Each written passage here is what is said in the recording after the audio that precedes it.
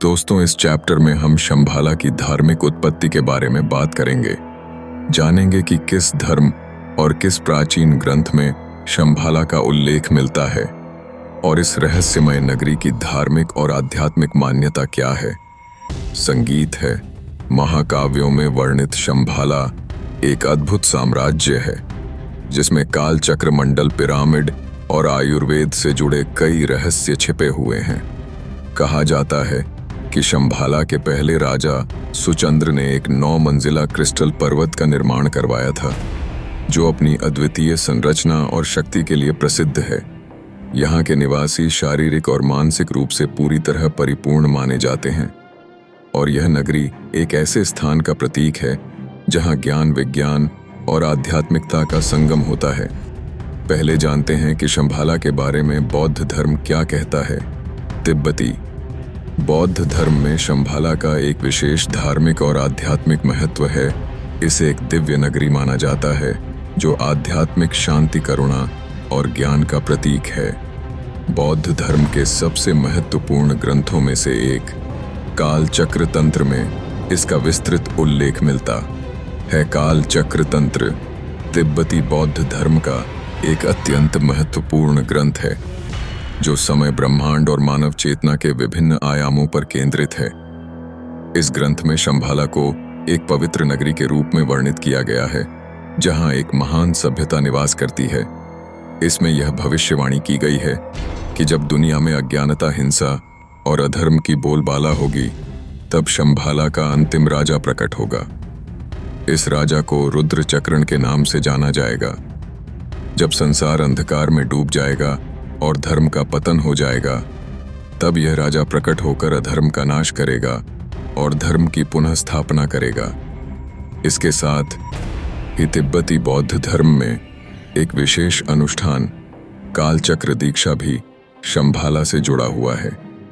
इस दीक्षा के दौरान साधकों को शंभाला की अवधारणा और उसकी आध्यात्मिक शक्ति का बोध कराया जाता है। कालचक्र तंत्र बौद्ध धर्म के गहरे तांत्रिक सिद्धांतों का आधार है। अब जानते हैं कि हिंदू धर्म में शंभाला के बारे में क्या उल्लेख मिलता है। हिंदू धर्म में शंभाला का गहरा धार्मिक और आध्यात्मिक महत्व है। इसे एक पवित्र नगरी माना जाता है जहां भगवान विष्णु का अंतिम अवतार प्रकट होंगे। श्रीमद् भागवत पुराण, विष्णु पुराण, महाभारत, मत्स्य पुराण और कल्कि पुराण में जगत पालक भगवान विष्णु के 10वें अवतार कल्क के प्राकट्य का उल्लेख मिलता है। मान्यता है कि कल्क अवतार का जन्म संभला में होगा और वे राक्षस काली का अंत करके बुराइयों को समाप्त करेंगे, जिससे सतयुग या कल्क युग की शुरुआत होगी। धार्मिक ग्रंथों के अनुसार कलयुग की अवधि 1000 वर्षों की है और अभी इसका प्रथम चरण चल रहा है। जब कलयुग का अंतिम चरण आएगा, तब भगवान विष्णु कल्कि अवतार लेंगे। उन्हें एक घुड़सवार योद्धा के रूप में चित्रित किया गया है, जिनके हाथ में एक चमकती हुई तलवार होगी। मान्यता है कि श्री कृष्ण के जन्म के समय ही इस भविष्यवाणी का संकेत मिला था और कल्कि अवतार का जन्म श्री कृष्ण जन्म के 21 पखवाड़े या मार्गशीर्ष माह में कृष्ण पक्ष की अष्टमी को होगा। अब जानते हैं श्रीमद् भागवत पुराण में शंभाला और कल्कि अवतार के बारे में क्या कहा गया है।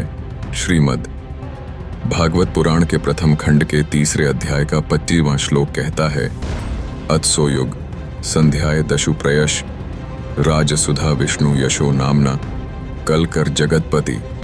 इसका अर्थ है 2 युगों के संधि।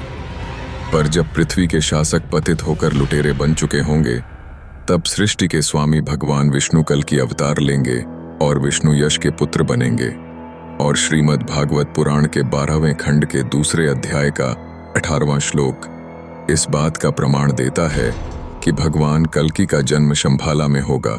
संभल ग्राम मुख्यस्य ब्राह्मण से महात्मा भवनेश यश स कल्कि प्रादुर्भाव। संगीत क्षतिज का जन्मला के सबसे प्रतिष्ठित ब्राह्मण महान आत्मा विष्णु यश के घर में होगा। तो दोस्तों, यह था श्रीमद् भागवत पुराण में भगवान कल्कि और शंभाला के उल्लेख का रहस्य। यह इस बात का प्रमाण है कि शंभाला नगरी का अस्तित्व वास्तव में है। अगर आप भगवान कल्कि अवतार के रहस्यों पर एक गहन डॉक्यूमेंट्री देखना चाहते हैं तो हमें कमेंट करके जरूर बताएं। आपकी प्रतिक्रिया हमारे लिए बहुत महत्वपूर्ण है। अगले चैप्टर में हम जानेंगे कि शंभाला की खोज में दुनिया भर के लोगों ने कितनी हद तक कोशिश की और इसके परिणाम क्या निकले।